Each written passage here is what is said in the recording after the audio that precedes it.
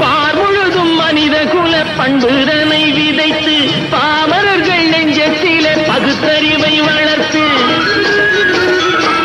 பார் முழுதும் மனித குல பண்புதனை விதைத்து பாமரர்கள் நெஞ்சத்திலே பகுத்தறிவை வளர்த்து ஓர் முறையை கொண்டதற்கு நேர்முறையை விதைத்து சீர்வளர தினமும் வேகமதை வளர்த்து பெற்ற திருநாட்டினிலே பற்றுதனை விதைக்கணும்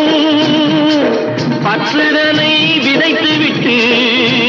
நல்ல ஒற்றுமையை வளர்க்கணும்